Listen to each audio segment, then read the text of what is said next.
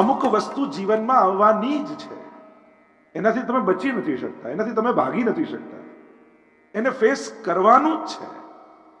અને એટલા માટે એ દુઃખ હોય, એ સુખ હોય, એ વિપત્તિ હોય, એ સંકટ હોય, એ જન્મ હોય, એ મૃત્યુ હોય, એ બાળપણ હોય, એ યુવાની હોય યા વૃદ્ધાવસ્થા હોય, આ બધું જ જીવનમાં અનુભવવાનું જ છે.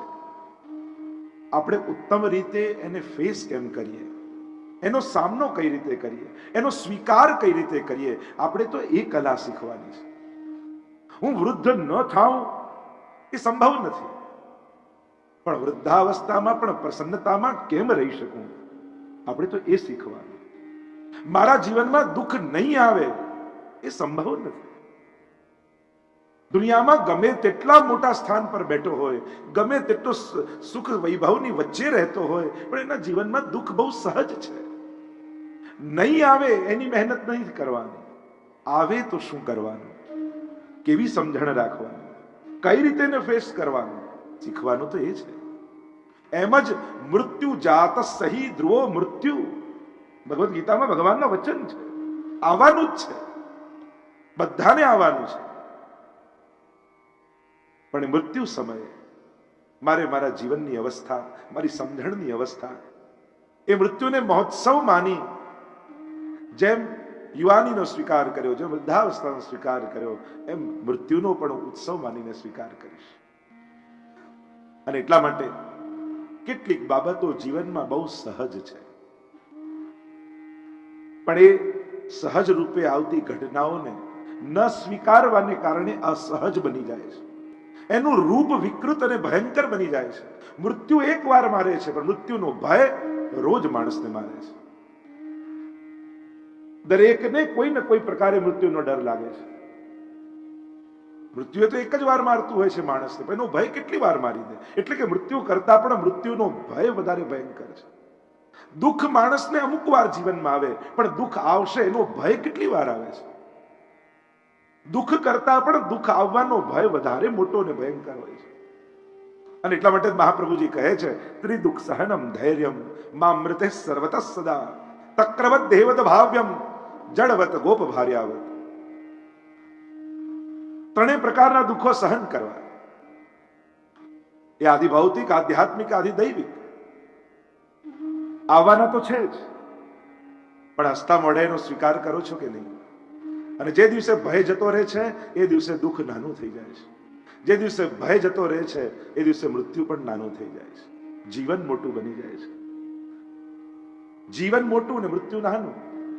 જીવનની અવસ્થા લાંબી છે, મૃત્યુ ક્ષણિક છે, પણ આખી જીવન મૃત્યુનો વિચાર કરતા કરતા માણસ જીવતો હોય છે.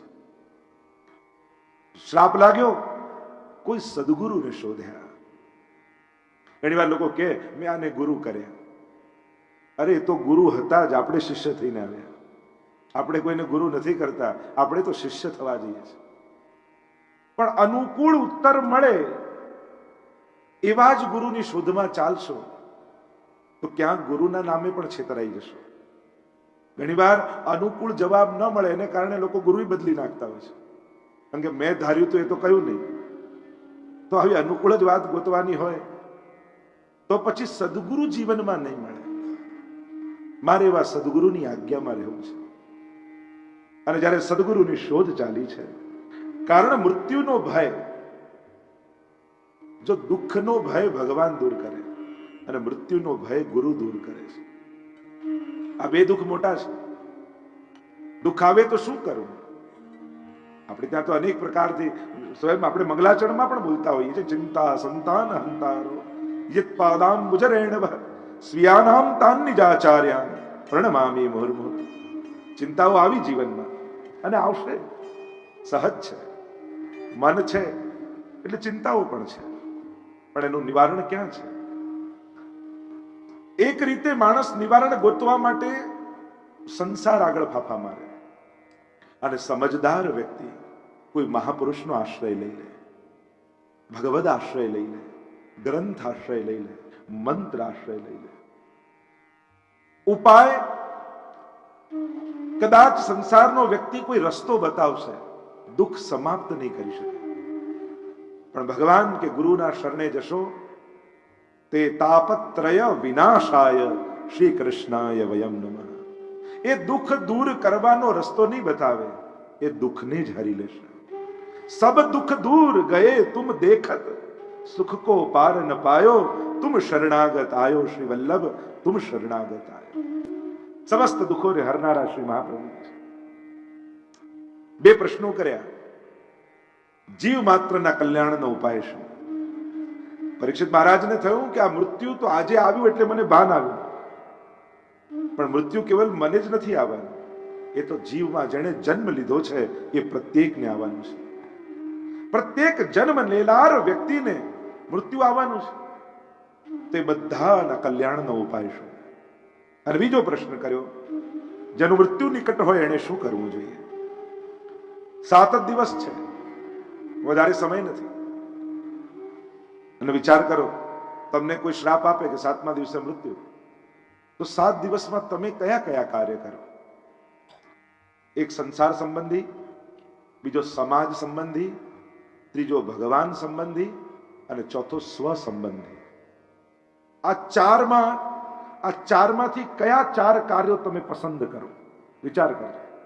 7મા દિવસે મૃત્યુ હોય તો આ 4માં, કારણ કે આ 4 પાસાઓ જીવનના હોય, અને એ કાર્ય શોધીને તમારી ડાયરીમાં લખી લેજો. તમને જીવનનું લક્ષ્ય મળી જશે.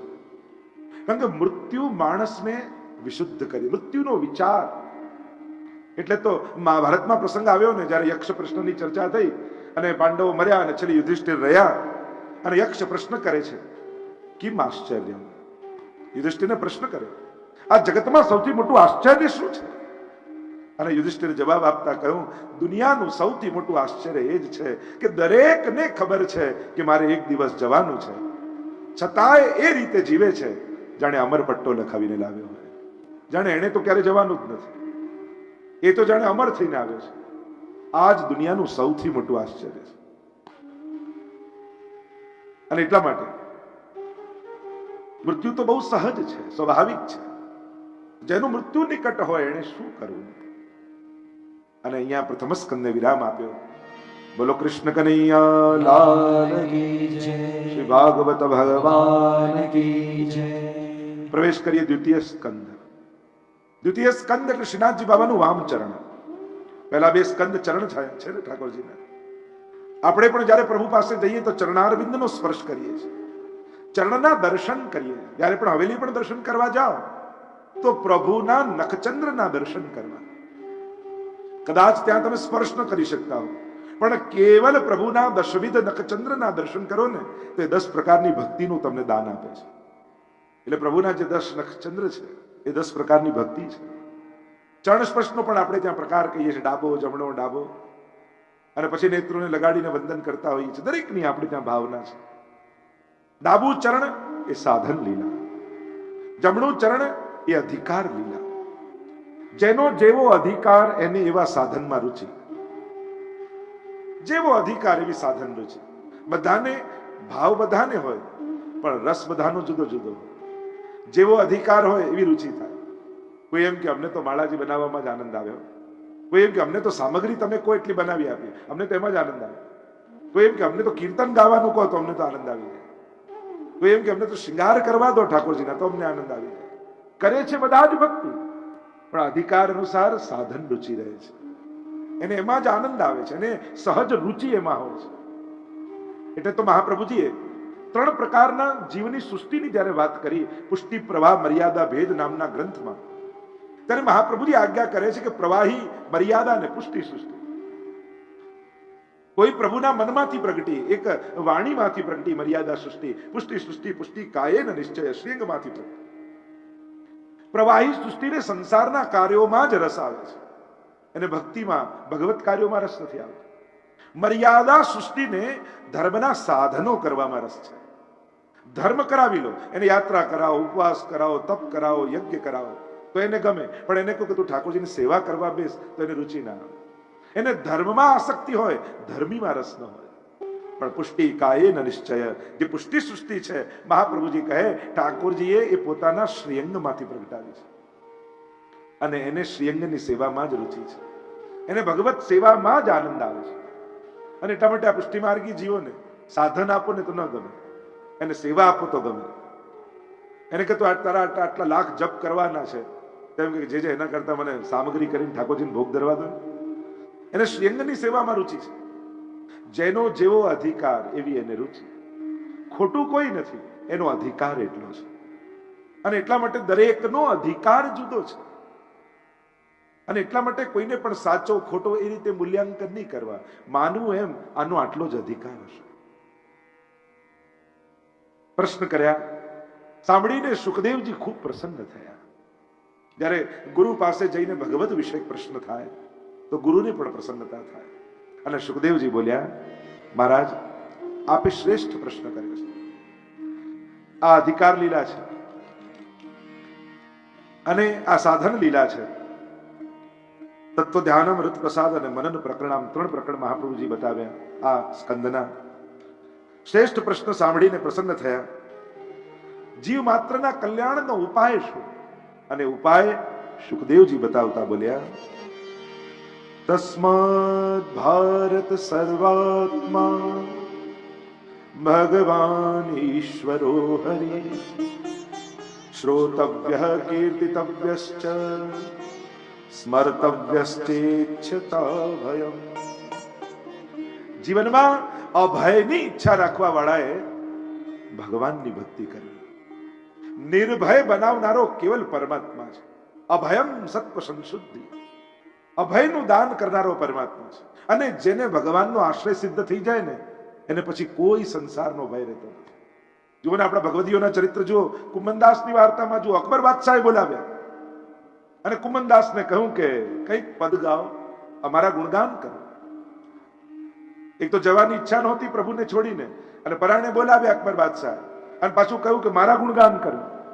એટલે કુંભનદાસને આવ્યો ક્રોધ અને પદ રચીને ગાયું, ભક્તન કો કહા सीकरी काम आवत जात पनैया टूटी बिसर गयो हरि नाम और जाको मुख देखे दुख उपजत ताको करनो पर्यो प्रणाम. अरे જેનું મુખ જોઈને દુઃખ થાય એને પ્રણામ કરવું પડે. બે ક્ષણ તો રાજા ક્રોધાયમાન થઈ ગયા. સમજમાં આવ્યું આ તો ભગવદી છે, આને કોઈ લાલસા નથી તો મારી પ્રશંસા શા માટે કરે? પ્રસન્ન થયા રાજા. કહ્યું કે કુમનદાસ મારી પાસે કંઈક માંગો, હું તમારા પર ખુશ થયો છું. અને હવે તો વધારે નારાજ થયા કુમનદાસ. અરે અમે ઠાકોરજીના ભરોસે જીવનારા, અમે સંસારના લોકો પાસે ક્યાં હાથ ફેલાવવાના? પણ કહ્યું કે કંઈક માંગો. ત્યારે કહ્યું કે મહારાજ હું કંઈક માંગીશ તો આપને ખોટું લાગશે. અરે ના ના, ખોટું નહીં લાગે, તમે કહો એ આપીશ. અને ત્યારે કુમનદાસે કહ્યું કે મહારાજ આપ આપવા જ ઈચ્છતા હો તો એટલું જ માંગુ છું કે આજ પછી મને બોલાવતા નહીં અને તમારો ચહેરો બતાવતા નહીં. અને ત્યારે અકબર બાદશાહ સમજી ગયા કે ભગવાનથી દૂર થઈ ભક્તોને બીજું શું જોઈએ? એમને તો પ્રભુનું સાનિધ્ય જોઈએ છે. પ્રભુથી દૂર થવું એમને ગમતું નથી. મેં અહીંયા એમને બોલાવીને અપરાધ કર્યો, એમને ઠાકોરજીથી દૂર કર્યા. નિર્ભયતા આવી જાય. ભક્તિ આવે ને પછી માણસ નિર્ભય બની જાય. એને કોઈનો ડર ન રહે. હરિનો માર્ગ છે સુરાનો, નહીં કાયરનું કામ જો, અને પ્રથમ પહેલા મસ્તક મૂકી વળતી લેવું નામ છે. દયારામભાઈ પણ એટલે જ કહ્યું ને કે હરિનો માર્ગ સુરાનો છે, ડરપોકોનો માર્ગ આ નથી. નહીં તો ઘણાને એમ થાય કે સેવા પધરાવીશ તો લોકો નામ થશે, બ્રહ્મ સમન લઈ તો ઘરના લોકો આમ કહેશે, આ કરીશ તો આમ થશે. જે બધાનું વિચાર્યા કરે ને એ જાતનું કલ્યાણ ન કરી શકે. બધાના મન સાચવવા જશો તો પ્રભુને પ્રસન્ન નહીં કરી શકો. પણ પ્રભુને પ્રસન્ન કરશો ને તો આપમેળે બધા રાજી થઈ જશે. એકવાર જે અનુકૂળતાઓને ગોતતા રહે છે એ કરી નથી શકતા, અને જે કરવા લાગે છે ને ઠાકોરજી એને બધું અનુકૂળ કરી આપે છે. લોકોને સમજાવવા કરતા પ્રભુ આગળ વિનંતી કરો. જો બધું બધાને અનુકૂળ હોય સંભવ નથી. ઘણીવાર વિપરીતતા પણ હોય પરિવારમાં, સંસારમાં, કુટુંબમાં.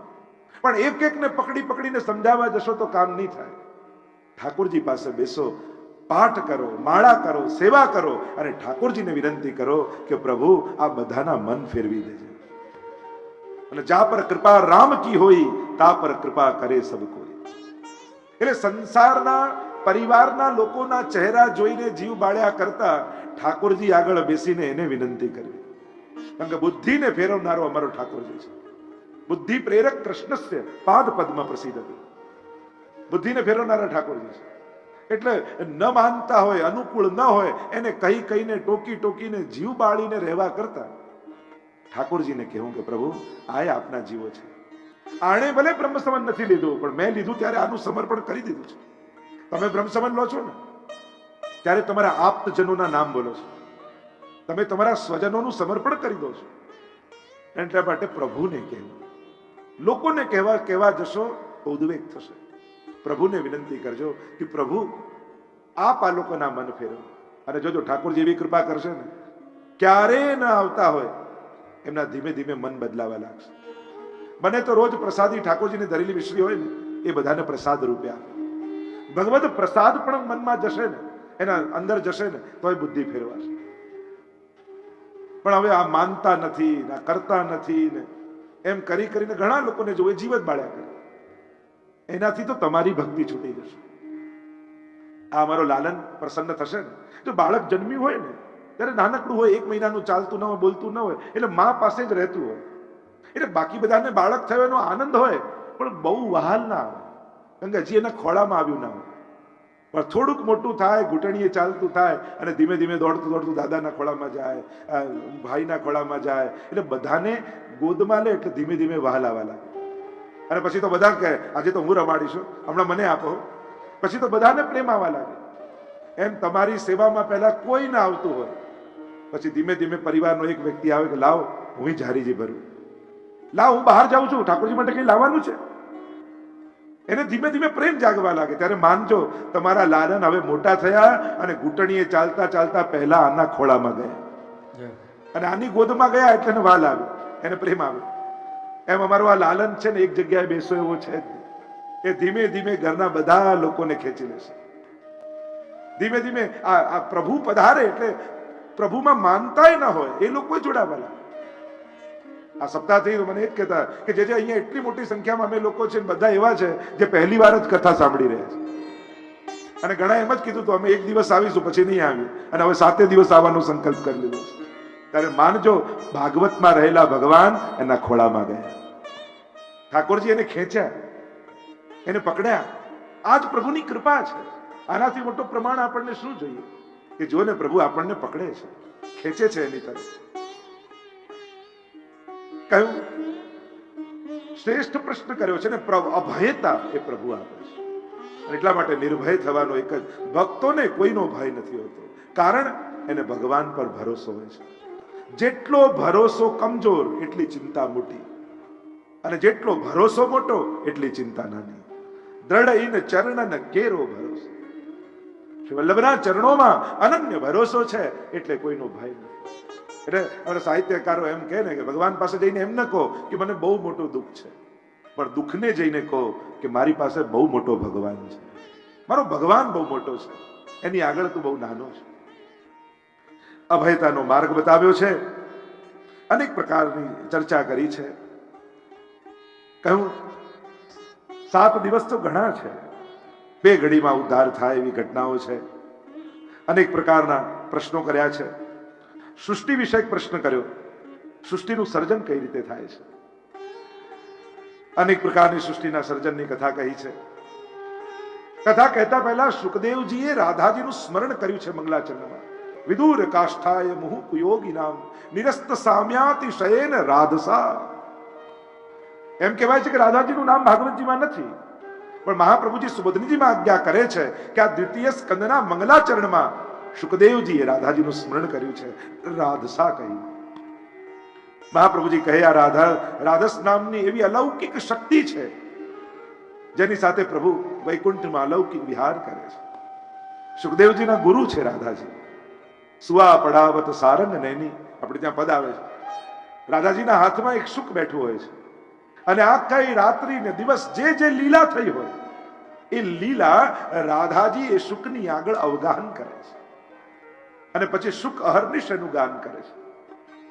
ભાગવતજીમાં તો સુખદેવજી પાસે બહુ સમય નહોતો, અને રાસલીલામાં ગોપીઓ દોડી, એમાં તો પરીક્ષિત મહારાજે પ્રશ્ન કરી દીધો કે ગોપીઓ કાંત ભાવથી પ્રભુ પાસે કેમ દોડી, અને જ્યાં શંકા કરી એટલે સુખદેવજીએ ત્યાં જ કથાને વિરામ આપી દીધો. એટલે બધી લીલાઓનું વિસ્તારથી વર્ણન ન કર્યું. એ તો આપણા અષ્ટસખાઓ ભૂતલ પર પધાર્યા, અને એ બધી જ લીલાઓને પ્રગટ કરી. એટલે જ આપણે ત્યાં જે ભગવત ભજન કીર્તન ગાય એને શું કહેવાય? કીર્તનિયા. કીર એટલે સુખ, તનિયા એટલે એના વંશજ, એટલે એને કહેવાય કીર્તનિયા. જે સુખદેવજી લીલાઓ ગાઈ અને પ્રગટ ન કરી શક્યા એ અષ્ટછાપ દ્વારા પ્રગટ થઈ. આ સમગ્ર હોરી ખેલ લીલા, દાન લીલા, માન લીલા, હિંડોરા લીલા, આપણી વર્ષોત્સવની સમગ્ર લીલાઓ અષ્ટસખાઓએ ગાઈ છે. સૃષ્ટિ વિશે એક પ્રશ્ન કર્યો છે. ભગવાન ક્ષીરસાગરમાં નાભીમાંથી કમળમાંથી બ્રહ્માજી પ્રગટ થયા અને ચારે બાજુ જોવા લાગ્યા કે હું આવ્યો ક્યાંથી? ચારે બાજુ જલ છે અને જલમાં પરપોટા થાય ને, પરપોટા ફૂટે તો અવાજ આવે તપ તપ તપ તપ. અને બ્રહ્માજીના કાનમાં શબ્દો પડ્યા તપ તપ તપ. અને બ્રહ્માજી તપ કરવા બિરાજી ગયા. કમળની નાળમાં ગયા પણ ક્યાંય અંત ન પામ્યા. તપ કરવા બિરાજમાન થયા. પ્રભુ આવ્યા ધ્યાનમાં અને 4 શ્લોકમાં ચતુશ્લોકી ભાગવતનો ઉપદેશ પરમાત્માએ કર્યો, જેનું 18,000 એ વિસ્તાર છે. ભગવાન આદિ વક્તા છે ભાગવતજીના, એટલે તો કહ્યું ભગવતા પ્રોક્તમ ભાગવતમ. ભગવાને કહ્યું છે ભાગવતજી. એમને બ્રહ્માજી, નારદજી, સનતકુમારથી નારદજી, નારદજીથી વ્યાસજી, ત્યાંથી સુખદેવજી. આખી ભાગવતજીની પરંપરા છે. આપણે ત્યાં પરંપરાનું બળ હોવું જોઈએ, મહત્વનું છે. મંત્રો તો ચોપડીમાં પણ મળે, પણ ચોપડીમાંથી વાંચીને મંત્ર દીક્ષા ન થાય. પણ ગુરુ જે પરંપરાથી જોડાયા હોય, આદિ પુરુષથી, એના મુખથી મંત્ર સાંભળવો જોઈએ, ત્યારે એ મંત્રની દીક્ષા થઈ કહેવાય. કંઠી તો બજારમાં 20 રૂપિયા કોડી મળે, પણ બજારમાંથી લઈને પહેરી ન લેવાય. કોઈના હાથે મંત્ર દીક્ષા લઈને ધારણ કરાય અને ત્યારે એ મંત્રનું રોપણ હૃદયમાં થાય. એની આખી પ્રક્રિયા છે. પરંપરાનું બળ આપણે ત્યાં કહેવાય. એટલે જ એને કહેવાય સંપ્રદાય, જે પરંપરાથી ચાલે છે, એની મહત્તા છે. અને એટલા માટે આ પરંપરાથી ભાગવતજી આવે છે. વક્તાના લક્ષણમાં પણ કહ્યું છે કે પરંપરાથી ભાગવતજી ભણેલા હોવા જોઈએ, ગુરુ મુખ્ય ભાગવતજીનું શ્રવણ કર્યું હોવું જોઈએ. અહીંયા ચતુશ્લોકી ભાગવતનો ઉપદેશ પરમાત્માએ આપ્યો છે. 4 શ્લોકમાં સમગ્ર ભાગવતજી કહી દીધું. કારણ કે વેદાંતના 4 શબ્દો છે. આ 4 શબ્દ ઉપર સમગ્ર વેદાંત છે. બ્રહ્મ, જીવ, જગત અને માયા. આ 4 શબ્દનો વિસ્તાર સમગ્ર વેદાંતમાં કર્યો છે. આપણા આચાર્યો પણ જ્યારે બ્રહ્મસૂત્ર ઉપર ટીકા કરે છે ત્યારે આ 4 શબ્દો ઉપર વિસ્તાર કરે. એને જ આચાર્ય કહેવાય જાય. આ 4 તત્વોનું સ્વરૂપ સમજાવે. બ્રહ્મનું સ્વરૂપ શું છે, જીવનું સ્વરૂપ શું છે, જગતનું સ્વરૂપ શું છે અને માયાનું સ્વરૂપ શું છે. એટલે તો જુદા જુદા મત આવ્યા ને. શુદ્ધાદ્વૈત બ્રહ્મવાદ, માયાવાદ, વિશિષ્ટાદ્વૈતવાદ, દ્વૈતાદ્વૈતવાદ. આ વિભિન્નતા ક્યાંથી છે? આ 4 શબ્દોને જુદા દ્રષ્ટિકોણથી જોઈ. કોઈએ દ્વૈતવાદ બતાવ્યો, કોઈએ અદ્વૈતવાદ બતાવ્યો, કોઈએ વિશિષ્ટાદ્વૈત બતાવ્યો. અને આ 4ના જુદા જુદા સ્વરૂપના વ્યાખ્યાઓ કરી. આ જુદા જુદા આચાર્યો, શંકરાચાર્ય હોય, રામાનુજાચાર્ય હોય, મધ્વાચાર્ય હોય, નિંબાર્કાચાર્ય અને વલ્લભાચાર્ય. અને આ રીતે 5 આચાર્યો પ્રધાન રૂપે હિન્દુ ધર્મના કહેવાય. અને એને અંતર્ગત બધી શાખાઓ અને પરંપરાઓ આવે. તો આ 4નું સ્વરૂપ આ ચતુશ્લોકી ભાગવતમાં સમજાવ્યું. આઈએ દર્શન કરતા. બ્રહ્મનું સ્વરૂપ સમજાવતા પરમાત્મા બોલ્યા કે આ બ્રહ્મનું સ્વરૂપ કેવું છે, શું છે? અહમ ઈવ અગ્રે. કંઈ જ નહોતું ત્યારે હું હતો. બધું જ દેખાઈ રહ્યું છે એ હું જ છું. કાંઈ નહીં રહે ત્યારે કેવલ હું રહીશ. જે ત્રિકાલા બાધિત છે એ જ સત્ય છે. કાળ જેના પર પ્રભાવ નથી કરતો. કાંઈ જ નહોતું ત્યારે બ્રહ્મ તો હતો જ. બધું જ છે તો બ્રહ્મ છે. બ્રહ્મના પણ અનેક રૂપ બતાવવામાં આવ્યા. 5 પ્રકારના સ્વરૂપની ચર્ચા કરી બ્રહ્મના. પર સ્વરૂપ, પુરુષ સ્વરૂપ, વિરાટ સ્વરૂપ, ગુણ સ્વરૂપ, અંતર્યામી સ્વરૂપ. અનેક સ્વરૂપથી પરમાત્માના સ્વરૂપોની ચર્ચા થાય છે. કારણ કે આપણે પ્રાય ઘણા લોકો એમ કે કણ કણમાં ઈશ્વર છે. કોઈ એમ કે તમારી અંદર ભગવાન છે. કોઈ એમ કે તમે જેની સેવા કરો છો એ ભગવાન છે. તો આમાં સાચું શું? તો કે ત્રણેય સાચું છે.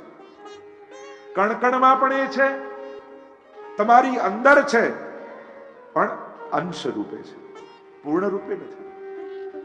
પણ તમે જેની સેવા કરો છો એ પુરુષોત્તમ છે, એ પૂર્ણ પુરુષોત્તમ છે. ગીતાજીમાં સૂત્ર ભગવાને આપ્યું છે, યે યથામામ પ્રપદ્યંતે તાંસ તૈવ ભજામ્યહમ. તું જે પ્રકારે મને ભજીશ હું પણ તને એ રીતે ભજીશ. એ તો ઘણા લોકો એમ કે દુનિયાને જમાડે છે એને આપણે શું ભોગ ધરવાનો. હા, દુનિયાને જમાડે એવો જો તમારામાં અંદર ભાવ હોય, જ્ઞાન માર્ગી ભાવ હોય, તો દુનિયાને જમાડનારો એ જ છે. પણ તમારી અંદર ભક્તિ માર્ગી ભાવ હોય કે હું યશોદા અને બાળક, તો એને ભૂખ પણ લાગે છે. આ પરમાત્માનું વચન છે, તું જે ભાવે મને ભજીશ હું એ રીતે તને રિસ્પોન્સ આપીશ, હું તને એ રીતે ભજીશ. તારી અંદર માનો ભાવ યશોદાનો હશે તો હું બાળક બની જઈશ. એ તો ઘણા કે દુનિયાને જગાડનારો આપણે શું પડાવવાના શું જગાવવાના. હા, તમારો જો જ્ઞાન માર્ગી ભાવ હોય તો તટસ્થ છે, એ નથી સૂતો નથી જાગતો. પણ યશોદાનો ભાવ હોય તો એને નિંદ્રા પણ આવે અને જાગે પણ છે. તમારે એને જગાડવો પડે કે લાલ ને જાગો હો ભયો ભો. ગીતાજીમાં પણ ભગવાને યસ્માત અક્ષરમતી તો અહમ અક્ષરાદ પિચોત્તમ અતોસ્મી લોકે વેદે ચ પ્રથિત પુરુષોત્તમ. ત્રણેય રૂપની ચર્ચા કરી. જગત રૂપે દેખાય અક્ષર, અંતર્યામી રૂપે અક્ષર રૂપે બિરાજમાન છે, અને આ બંને જે રૂપ ધારણ કરે એ પુરુષોત્તમ છે, જે આ બધા જ ભિન્ન ભિન્ન રૂપો ધારણ કરનાર. એટલે આપણે જેની સેવા કરીએ છીએ ને એ પુરુષોત્તમની સેવા કરીએ છીએ. પૂર્ણાનંદો હરિસ્તસ્માત કૃષ્ણ એવ ગતિર્મમ. બ્રહ્મના સ્વરૂપની અનેક પ્રકારથી ચર્ચા કરી. એને બ્રહ્મ કયો, એને ભગવાન કયો, એને જ પરમાત્મા કયો, અને એને જ ભાગવતમાં કૃષ્ણ કયો છે. કૃષ્ણ ભુવાચકો શબ્દ ણશ્ચ નિવૃત્તિવાચક તયો રૈક્ય પરબ્રહ્મ કૃષ્ણ ઇત્યભિધીયતે. કૃષ્ણ શબ્દની વ્યાખ્યા ડેફિનેશન ઉપનિષદમાં કરવામાં આવી. કૃષ્ણ ભૂવાચકો, ભૂ સત્તાયામ, કૃષ્ણનો અર્થ થાય સત્તા, અને અણાનો શબ્દ અર્થ થાય આનંદ. જેની સર્વત્ર આનંદ રૂપ સત્તા છે એ જ કૃષ્ણ છે. અને એટલા માટે એ પરમાત્મા નંદ બાબાના ઘરે લાલન બનીને આવ્યા, એ કૃષ્ણ રૂપે ઓળખાયા છે પરબ્રહ્મ. આજ પરમાત્મા જુદા જુદા રૂપ નામ વિભેદેન જગત ક્રીડતી યોયત લીલા કરે છે. અખિલ બ્રહ્માંડમાં એક તું શ્રી હરિ જુજવે રૂપે અનંત ભાસ. બ્રહ્મ સત્ય છે.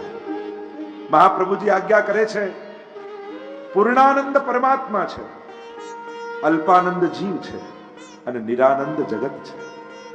અગ્નિમાંથી તણખા ઉડે ત્યારે અગ્નિ પૂર્ણ અગ્નિ રૂપ આનંદ રૂપ. તણખો ઉડ્યો ને જેમાં ગરમાશ છે તે જ છે એ જીવ, અને ગરમાશ જતી રહે ને રાખ બચી જાય એ નિરાનંદ જગત છે.